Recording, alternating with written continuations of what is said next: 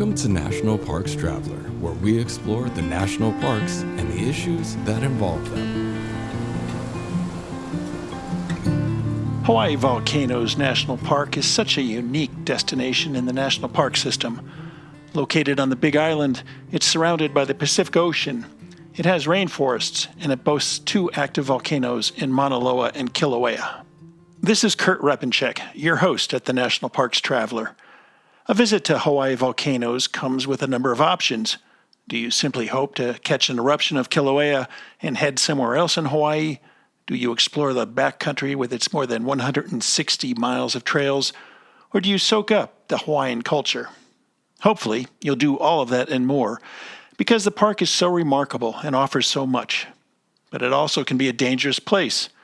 While the volcanoes are not explosive like Mount Saint Helens was back in 1980, visitors still can get close to Kilauea's crater, and if they ignore safety guidance, quickly find themselves in trouble or worse. To get a better understanding of Hawai'i Volcanoes National Park, we're joined today by Ranger Nainoa Keanaaina, a law enforcement ranger who grew up near the park, worked in its backcountry, and now is closely involved with search and rescue activities and other tasks to keep visitors safe and getting the most out of their vacation. We'll be back in a minute with Nainoa. The Blue Ridge Parkway Foundation is the primary nonprofit fundraising partner for the Blue Ridge Parkway. It is made up of people who have a deep love for this majestic road and want to ensure that its natural beauty and the experiences it offers endure for generations to come. Show your appreciation at vrpfoundation.org. Smokey's Life. Full of stunning photography and thought-provoking reads, Smokey's Life Journal is a biannual magazine produced by Smokey's Life, formerly the Great Smoky Mountains Association. Members receive it free of charge each spring and fall, and it is available for purchase in retail stores throughout Great Smoky Mountains National Park and online at smokieslife.org.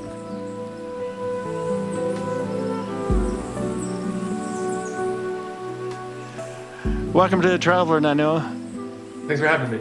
It's great to have you. It really is. It's not too often we get to travel to Hawaii. I've been there once, and I'd love to go back. My son and his wife loved it so much they moved there. They're probably in your backyard just outside of Hilo. But Hawai'i Volcanoes is one of the most topographically, geologically, and meteorologically unique parks in the system. When someone asks you what the park is like, what do you tell them? Oh, it's really kind of dependent on what they want to see. I like to say we offer a little bit of everything, from the coastline to the top of the mountain, rainforests and lava. Really, it's a visitor's choice of what they want to get into. It really is, and it's not something you can, I would say, tackle in 1 week. I mean, I look at Olympic National Park, and I say that's 3 parks in one, because you've got the coastal area, you've got the rainforest, and you've got the high alpine area, even with glaciers. You don't have any glaciers at Hawai'i Volcanoes that I know of, but you do have incredibly diverse topography there, and with it comes incredibly diverse ecosystems. Yeah, definitely. It's kind of varying day to day, being the weather, but most importantly, the volcano. Volcano changes things all the time. Roads and infrastructure, things that you can visit, even just the various eruptions and what the viewing is like will change during each eruption.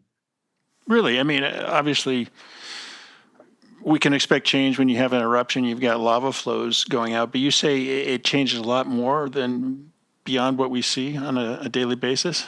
Yeah, so currently we're in this cycle where we're having these repeated summit eruptions, and based on my understanding, it's something that hasn't happened in about 100 years. So our recent visitation, right, the things that are going on the last year or so are relatively new to us, new to all the employees, new to the visitors, and we'll see how long that lasts. We are a few months since the last eruption, but Right. we've had a few close calls here in the last month or so, kind of getting to a point where we're expecting it, just don't know where, when, what it's going to look like when it does. Yeah, no, I get the alerts from the Hawaii Volcano Observatory, and there was one a week or 10 days ago about all the earthquakes that they were feeling, and I told my son, it sounds like you're getting ready for an eruption. And it's really mercurical, I guess. I mean, there's no really forecasting what's going to happen between either Kilauea or Mauna Loa, which for the first time in quite a few times erupted last year. Yeah, definitely. I think the geologists would let you know that it's probably the one of the most studied volcanoes in the world. We have a lot of equipment and monitors on the volcano to give us that advance notice as best as they can. But in my experience, it's very short, and sometimes it can be off from the predictions. What I've learned in this career, in this job, in this park, is really just to be flexible, prepare as much as you can, but get ready to pivot as soon as the volcano gives you something different. Yeah, yeah. How long have you been at the park? I started as an intern here with the Student Conservation Association in 2007. I'm from Kona, which is on the other side of the island here. But I've been in law enforcement, be 14 years in April. Worked at a couple other parks across the country, but this is home for me, and that was the goal. So, Yeah, yeah. What other parks have you worked at? Crater Lake National Park, fighting engine on a fire engine out of there, doing wildland fire. And then coming home was law enforcement, and then just doing details across the country for different parks. Still involved heavily in wildland fire. Last assignment was in Big Cypress in Florida, which is a little bit different than it was here. Little bit. Bigger snakes. Yeah. Now, you mentioned you've got, two active volcanoes. Mauna Loa is the largest volcano on Earth, I believe. And last year we had the really unique, I don't know if we want to call it an opportunity, but a unique situation where both of them were erupting at the same time. Is that something, how unusual is that? Oh, it was incredibly unusual. Born and raised on the island, this is my first Mauna Loa eruption. Uh, Kilauea is situated in a point where there are not a lot of infrastructure downhill, but everybody lives downhill of Mauna Loa. And so we got the call in the middle of the night that it was erupting, and we had kept our eyes on it for, I want to say about 5 years, until it actually opened up and erupted. And depending on what side of the mountain it went down, what side of the rift zone would really impact what our response was going to be. Fortunately, it sounds like you were following along. It actually went down to an unpopulated area of the island and stopped right before it hit one of our major roads that go through the middle of the island. So, Right, right. So let's back up a minute. You grew up on the Big Island, and you said this was the first time Mauna Loa had erupted in your lifetime? yeah, I'm not sure the exact years. I believe the last eruption was 1984. I was born after that. Um, Lucky you. and it was the first one that I observed. It was definitely one of those experiences that I didn't want to miss. So I took my family up early in the morning to go see it. And it's really spectacular to see a volcano of that size on the eruption there. And that's from somebody that sees a lot of eruptions and spent a lot of time around lava. It was really special. Yeah, no, I'm sure. And the fact that it's a shield volcano, correct? Sure. Yes. And so the eruptions aren't quite as cataclysmic as say Vesuvius. Yeah, definitely. We are situated in the middle of the Pacific Plate, and we have that hot spot. And as the plate moves, the volcanoes travel, and we have this kind of eruption that layers upon itself to build the islands, to build their volcanoes, versus some of the more explosive volcanoes around the edges of the plate, like the Cascades, the Northwest, where that subduction events tends to be a little bit more explosive. Right, right. So I'm wondering, you've got Mauna Loa towering over the entire island, and then Kilauea down below. Can you craft emergency plans for eruptions because you don't necessarily know where the eruption is going to go, right? Yeah, it's probably one of the most difficult things that I deal with here in the park is how do you prepare for the unknown? Just a mitigation plan for lava is one aspect, but how do you fund that? How do you hire? How do you get the personnel to support that when the eruption could be 30 years long, like it was in Pu'u'o from 1983 to 2018, to where we're having it now, where the eruptions are a month, 3 weeks, 2 weeks, could just be a day. Finding the support and the coordination to do that is very challenging. I bet. And I mean, that's just from the infrastructure standpoint. But, Mauna Loa, it's the quote unquote backcountry of the park, or a portion of the backcountry of the park. There's a trail that goes up to the summit. There's cabins people can stay at. You've got to worry about where the visitors are. And that must be tough to track. I mean, you've got a permit system if people use it, and we'll get into that in a little bit. But even with the permit system, I mean, if you've got people out there in the backcountry, and then all of a sudden an eruption, do you get warning in advance in enough time to be able to get visitors out of the backcountry, or is it more of a challenge? So I treat it like any other hazard. Volcano is flashy and it's dangerous, and we try to predict it as best we can. In some instances, we get a heads up from the United States Geological Survey that, hey, we're keeping an eye on this potential for eruption, and we may, depending on what we see, close down certain sections of the backcountry to limit the visitation to really help our response and to be prepared ahead of time. But like all the other things that you could run into the backcountry, here we deal with tsunamis coming from other parts of the Pacific. We deal with wildland fires and earthquakes and all of these kind of unpredictable events. You try to build your program in such a way that allows you to respond and pivot to whatever the given situation is. Volcanic eruption, at least in this park, is just another aspect of that. This is Kurt Rabinchuk. We're talking today with Ranger Nainoa Keanaaina from Hawai'i Volcanoes National Park. We're going to take a short break. We'll be right back. Embrace the perks of an Interior Federal membership, where our benefits can save you up to $2,800 a year. Take advantage of discounts on insurance like auto, home, and AD&D. Shop for travel deals. Get a discount on password security and identity theft protection too. Discover all Interior Federal has to offer. Learn more and apply at interiorfcu.org. Federally insured by NCUA. Listener and reader support make the National Parks Traveler possible every day of the year. If you enjoy the Traveler's content, please consider a donation at nationalparkstraveler.org. Okay, we're back with Nainoa. I'm not going to try and butcher your last name, Ranger. I appreciate your understanding there. Most people probably think of Hawaii as a tropical paradise, and yet you can have that wintry weather on top of volcanic eruptions, along with hurricanes, along with tsunamis. What's it like watching out for park visitors in a park as big and diverse as Hawai'i Volcanoes? It definitely has its challenges. In my Sarkash, I have a life ring to throw into the ocean. I have snowshoes. I have ropes to rescue people out of craters. In my locker, I have my wildland fire gear, my aviation things. Just kind of have to be ready for everything. We're so diverse that it's hard to specialize in any one thing. I like to say we specialize in rescues.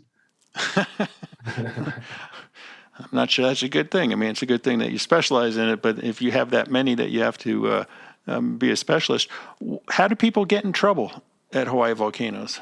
Oh, how much time do you have? It really, in my opinion, comes down to being prepared, understanding what you're getting into, something that not everybody puts the time and effort into. The vast majority of our visitors come from off island, want to see the lava, want to do a few hikes and leave. Even though it seems maybe innocuous, it'd be a nice day. The weather can change, the terrain is uneven. If you're not paying attention, you might find yourself in trouble. Yeah. Do you find that visitors are, I don't know what the word is for it, but they entitled perhaps, and that, well, I don't have to pay attention to that line when we're up on the summit looking at an eruption at Kilauea. We don't have to worry about going past that rope line that says don't go past it, or down on the coast. I saw some people going out of bounds to get that selfie and whatnot.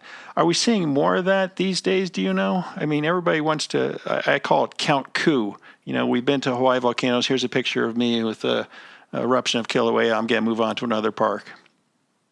I would definitely say that some visitors can fall under that title. As I mature as a ranger, I see that is not the most of the visitors don't follow those things. Most of the visitors will follow our rules and follow the rope lines. But when you add something in like lava, it's this kind of once in a lifetime experience that people want, right? And they're willing to maybe push the boundaries, violate some of the rules to get that. I think you'll see that at a lot of national parks where here's this opportunity. What are the outcomes? And people do that risk versus gain analysis in their minds. We do it constantly all day long. When you're faced with a sign and maybe nobody is around, you might take that risk. A lot of times that people will get away with it, but sometimes not so much. They get into trouble, they need a rescue, whether it be in violation of the law and dealing with our law enforcement program, or needing to be saved with our search and rescue rangers. No, you're absolutely right. I guess when you stop and think about it, I mean, you've got people at Yellowstone National Park who get too close to thermal features and some of them die. You get people at Grand Canyon who think they can, go beyond the rope line to get that picture of the canyon, and all of a sudden they're falling into the canyon. So I guess it's just something that's not terribly unusual, but again, yours is the only park, I believe, that has an active volcano in it that erupts from time to time and makes a beautiful picture. Yeah, definitely. And right now, where it's erupting at the summit, we get a lot of people that will move close to the edge. It's probably one of the scariest things that I do as a ranger, is to get there and ask people to move back. We have young kids and crowds, and people really want to take that picture. Mm-hmm. Cell phones and devices have become more prevalent, right? And distractions in these areas where you really need to be heads up. We've implemented some measures here in the park by creating some rope boundaries and posting cable barricades along the edges, which isn't really something a lot of national parks do. But with that draw, with the lava there in the crater, it really pulls people really close. Our cliff edges are unstable. You just mix it all together. It's just a recipe for people to fall off. Yeah, yeah. Now, I remember back in 2018 when Kilauea erupted for months on end, there were some situations where some people thought that they needed to get closer to get some pictures, and they ran into some problems. Mauna Loa is a bigger volcano. It's much more difficult to access where the volcanic activity is in terms of lava flows. Still, did you run into any problems with visitors trying to, go up the trail so they could get a picture of the Mauna Loa eruption? No, fortunately, the bulk of the activity, the flow front, was actually outside of the park on its way down where the county had jurisdiction, and allowed access on different areas. And I know they had issues with people violating their closures. Every eruption that we have, it is a constant issue that we address are people violating the closures. We try to staff it and sign it and educate in such a way that expresses the situation they may be putting themselves in. But ultimately, it's up to the visitors to make that decision, and we'll use what accountability tools we have to try to enforce some of these things. Yeah, yeah. Is that the biggest problem you have with visitors, is getting into trouble trying to watch an eruption, or are there other areas of the park where they also find themselves in trouble for some reason or another? I would say it's probably one of our most frequent violations that we experience during an eruption are people violating closures, going beyond barricades to get that best picture. If you had to ask me what the most dangerous thing would be here in the park, it's going to be driving. It's always driving. It's the highest risk thing we do. You have people, especially visitors, right? They're driving vehicles they're not familiar with on roads they're not familiar with, and maybe not paying as close attention as they should be to the roads. And as my time as a first responder, I've responded to more car accidents with drastic outcomes than anything else. Wow, wow. What's your favorite corner of the park? Ooh, that's a tough question. My first job as an intern, I was a backcountry intern. I hiked and I camped all summer long. I contacted people. And then my first job before doing law enforcement and wildland fire was a backcountry ranger here. Our backcountry is incredible. 160 miles of trails from 26 miles of coastline, actually, which is larger now, all the way up to the top of the mountain. And you can actually touch the water and hike all the way up to 13,695 feet, all within the park, which is more elevation change from base camp to the top of Everest, which I like to tell people. So Wow. you have to ask me my favorite place. It's the backcountry. Which part? All of it really is hard to choose. I named my daughter after a rain in the rainforest. Her name is Lohea Kanoilehua Ikealaula, which is the sound of the Noilehua rain, which is a mist rain that gathers on the lehua blossoms on the ohia trees out here. And it's that sound of that rain at first light.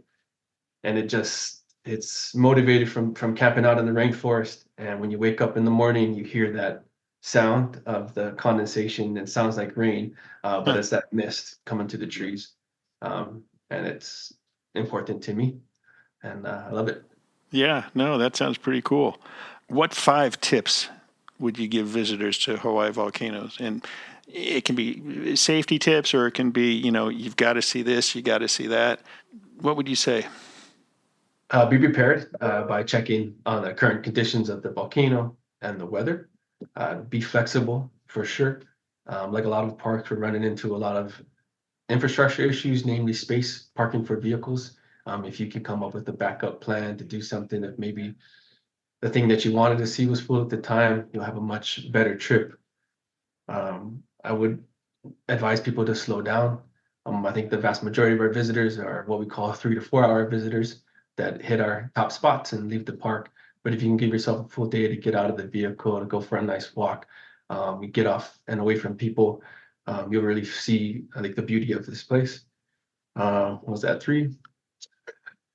4 would bring the right gear. The weather changes here all the time. And correct me if I'm wrong, but the number one thing we sell in the gift shop, or the Hawaii Pacific Park Association sells, are sweatshirts, because we're at 4,000 feet and it's pretty chilly up here. Got nothing on me. I'm at 6,500 feet. I have 2 feet of snow in my backyard. Oh, great. I don't want to, oh, it's raining today. Maybe the last piece of advice would be to explore the less visited areas. In my opinion, they are just as beautiful, if not more so, than the things that attract the most people. And to have that opportunity for solitude was really something that resonated with me as an intern and got me to pursue a career in the National Park Service. Yeah, yeah. Now, you mentioned that a lot of your visitors are the 3 to 4 hour visitors. That's incredible. I mean, we were there for a week, and I felt we barely scratched the surface. Yeah, in my opinion, I think it has to do with Hawaii, right? We're traveling to Hawaii. We've got an agenda. We may have a week to get things done. We want to see this. We want to go snorkeling. We want to go surfing. We have a day to do the national park. A lot of our hotels are, a 2.5 hour drive away, and so just timing that out. It's funny because you can see when everybody shows up from that side of the island during the day, and when they get ready to leave, and that's the bulk of our visitation. We cater to that a lot as a park, knowing that the vast majority of our visitors are meeting that window with our education, with our signages, with the way we communicate. This is how much time you have, and this is what you should do.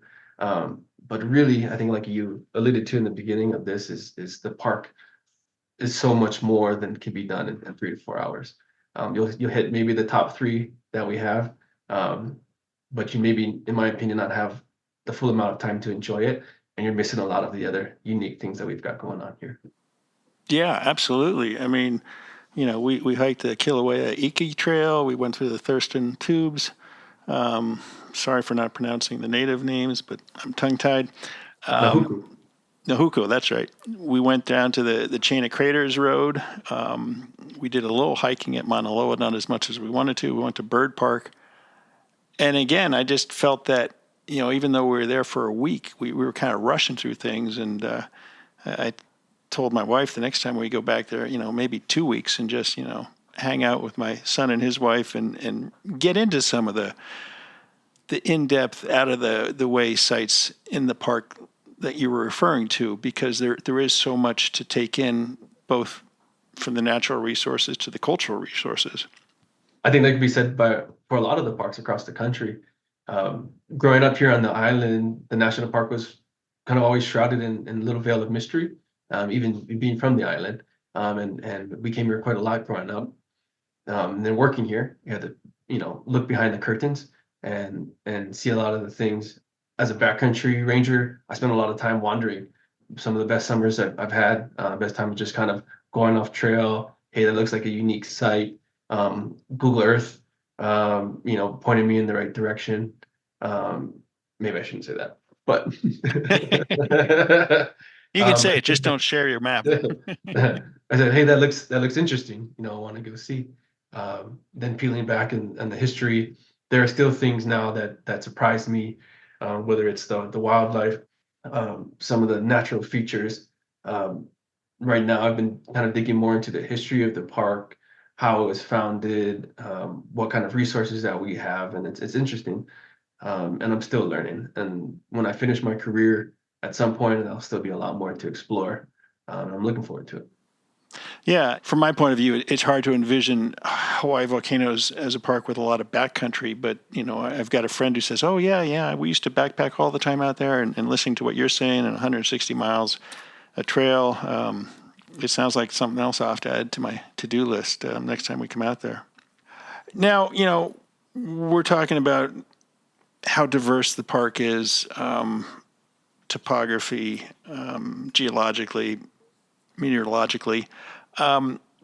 Recently, there was an incident where a couple of visitors got in trouble on Mauna Loa. What can you tell us about that? Was that a rare incident, or do you see hikers frequently getting in trouble when they go up Mauna Loa? It's actually pretty rare. We do here in this park what we call preventative search and rescue, our PSAR program, Sure. which here in this park, right, entails having that conversation face to face and picking up your permit, going over water levels and answering any questions. And in my opinion, goes a very long way to a successful backcountry trip. In this case, we actually had closed down the mountain, which isn't something a lot of national parks do. But here, due to the exposure at the summit, it's mainly winds that'll get us to close down the mountain. We use a matrix, and if we reach a certain score based on the weather, we'll shut down access.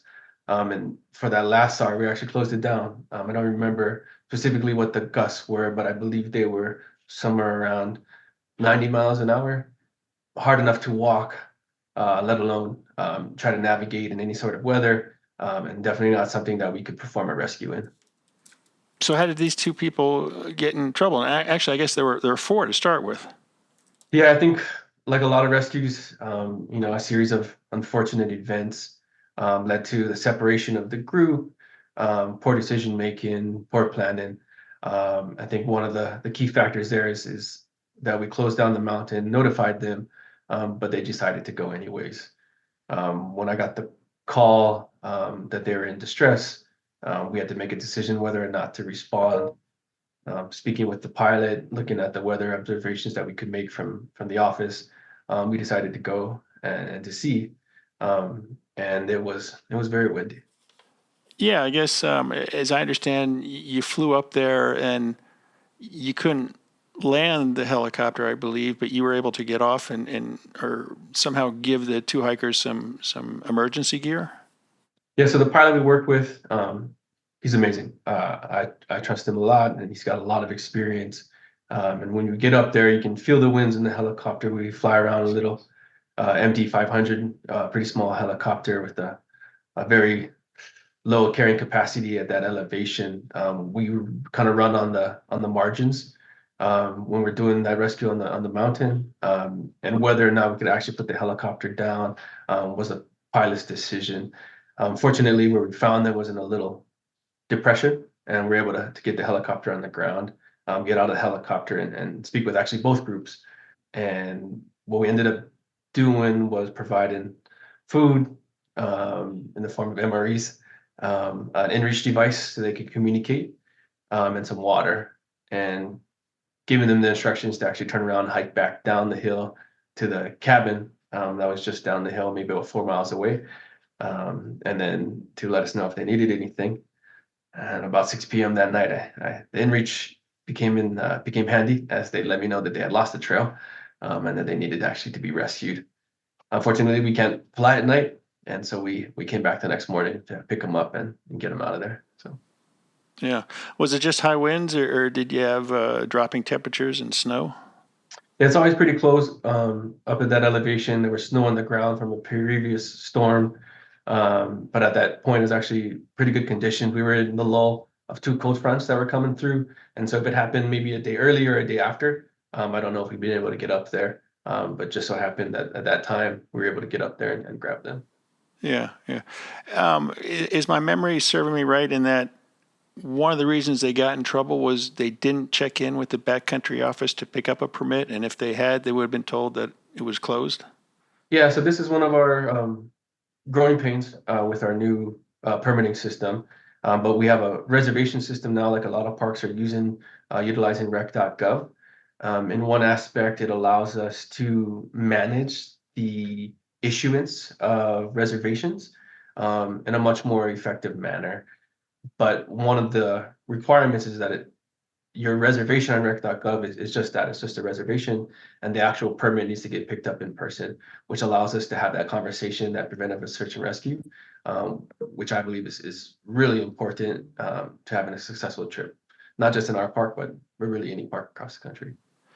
Now, two helicopter flights, that had to be pretty costly. Yeah, sure, it can be. How much an hour does it cost to run a helicopter?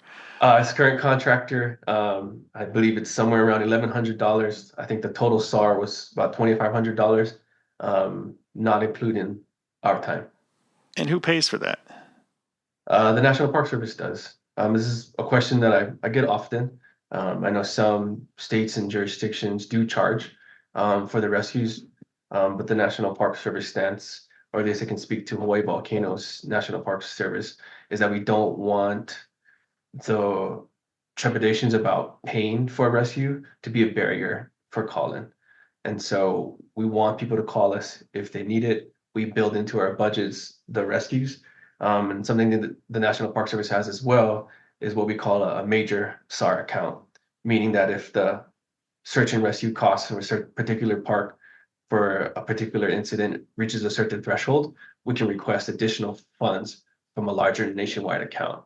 It allows us to be able to provide the service without it affecting our budget in a detrimental way. Yeah, yeah.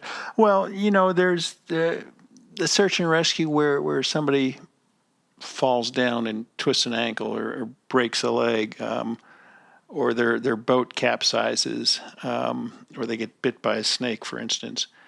And then there are those SARs that are created by stupidity or ignorance.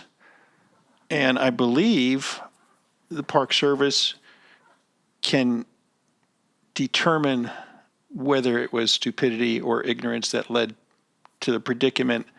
And in that case, they can bill the individuals. Is that correct?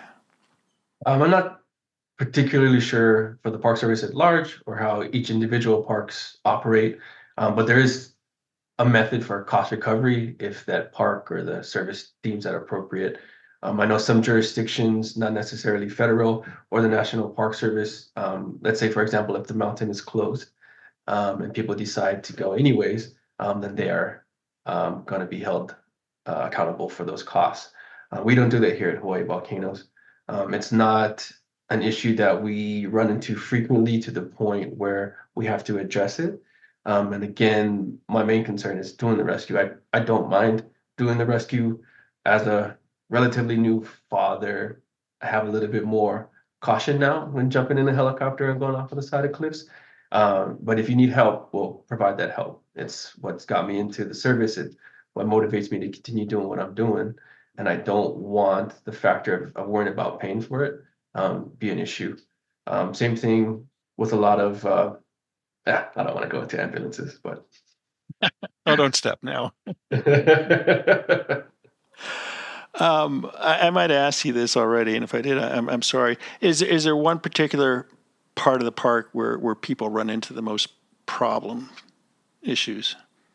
Is it overestimating their ability to hike to Mauna Loa or to go into the backcountry and dealing with water issues or stumbling across the lava beds? I think it all kind of boils back down towards knowing your your limits and being prepared. I think you hit it on the head when you said knowing their expectations. A lot of parks run into that, especially parks kind of like ours, where you going into craters, where it's that upside down mountain. We're going down, not so bad, but eventually you got to come back out. I Right. know Grand Canyon deals with this all the time. When I was working out at Crater Lake, Fleetwood Cove, every day we're getting a call to help somebody come out. We do that here, and it's not necessarily the terrain or the trail. It's just knowing your limits, Right. and not getting that tunnel vision of, hey, I need to do this. I'm only here once. I'm gonna go for it. Yeah. Yeah. Interesting. Um, I try and ignore my chronological age, and my brain thinks I'm still 18, but my body reminds me often that I'm not. And so, you mentioned being a new father or a father, and it kind of tempers your enthusiasm or your desire to go out and do everything and be everything. And I know exactly what you're saying in that. Do you find that because of the diversity of the park that you cover and the diversity of the incidents that you run into, that there's a lot of interest in being an LE at Hawaii Volcanoes National Park? Ooh, law enforcement is its own thing. Um, I never thought I would move into law enforcement, until I was an intern here. I love backpacking. I love camping. I love getting in the water. And as an intern here, I did a lot of that. At some point, I needed to make a decision of a career. Before I was a law enforcement officer, I was in wildland fire, and I love that. I still love that to this day. It's a lot of excitement and hard work, and camaraderie, and adrenaline. But coming home for me, it was law enforcement. There are not many Native Hawaiians in law enforcement and National Park Service, and something that I've been focusing on, and there are more now. We make an effort to recruit locally as best as we can to provide that opportunity. I'm finding a lot of the youth here in Hawaii, like myself, are not aware of a career in the National Park Service. But here in this park, law enforcement and search and rescue go hand in hand. We're big enough to need a full-on search and rescue team, but not so large that we have individuals specifically assigned to search and rescue alone. So here in the park, we do a little bit of everything, and that's what keeps me going. I like helping people. I like performing rescues. But if you need to go to jail, I can do that too. You're mentioning earlier what you keep in your SAR bag, and it's just amazing from a life ring that you can use on the coastline to snowshoes that you might have to use at Mauna Loa. So the LE at Hawaii Volcanoes might have to be more diverse with their skills and their capabilities than, say, a ranger at Shenandoah. Yeah, we definitely. My old chief used to tell me, "Jack of all trades, masters of none," Yeah. um, and that is a challenge, right? To stay current, to stay qualified, to be capable in all these different aspects, and it's something that we deal with constantly. I don't know what the solution is other than to keep up with what we're doing. We try to keep our rescues simple. Our technical program is a relatively simple one, where our rescues are, we train to one thing and one thing only, which is a tandem MPD system, which basically boils down to, I teach one thing and I teach that to everybody. One of the things we deal with here, like a lot of national parks, are turnovers, and having to retrain everybody constantly is a challenge. And so by recruiting locally, we tend to have longevity a little bit more, and our rangers, which helps with a lot of those things. Yeah, interesting. Never would have thought there was a lot of turnover there. I wonder if it's that way across the park system Yeah, with LEs. definitely. Yeah, LEs, just rangers in general. For me, this is home, and that's my advice to a lot of the new rangers, is to find a park. A lot of people that move into the Park Service usually have that park that they grew up with or that inspires them. And if you can find a way to get back there, it's great. We'll tend to focus on our jobs a lot. But what I like to tell my employees is outside of work is just as important, if not more so. And so if you can have that support structure of family and relatives to allow me to drop what I'm doing, somebody watch my daughter while I perform a rescue, that's critical. And it's kind of hard to do in the National Park Service. Here in Hawai'i Volcanoes, we're fortunate that we do have these communities nearby where you can settle down. And I think that's a big boon here at this park that I have that maybe some of my peers find challenging. Yeah, interesting. That's Ranger Nainoa Keanaaina, Hawai'i Volcanoes National Park, a law enforcement ranger there, shedding some light on some of the interesting aspects of a visit to Hawai'i Volcanoes National Park and how not to get in trouble. Ranger, it's been a pleasure today. I really appreciate your time, and I know it's valuable time because of visitation season is growing, right? Yep, definitely. And it is a cruise ship day, and so we're busy. Where do the cruise ships come in? Kona? Hilo, Hawaii, Really? and they get on a bus and they all come up here, and they're all on the same schedule. I must have missed the marina at Hilo when we were out there. I know they've got the same problem out at Acadia National Park with the cruise ships coming into Bar Harbor, and there's been a fight over how many cruise ships we're going to allow and how many thousands of cruise ship passengers we're going to allow to be shuttled up to the top of Cadillac Mountain. Oh, I would love that. Yeah, I was just there. I guess it's been about a year now. Love that park. Beautiful place. I've got a buddy that works there. And I could see how that can be an issue, especially during the busy season. Yeah. Well, it sounds like it's an issue there because I'm guessing they're all going up to see Kilauea and then going back down to their boat, right? Their ship. Yeah, and then a lot of times it's parking, big buses, getting everybody where they need to be. If there's, emergencies that need to maybe take them to the hospital, there's some coordination with the cruise ships that needs to be done.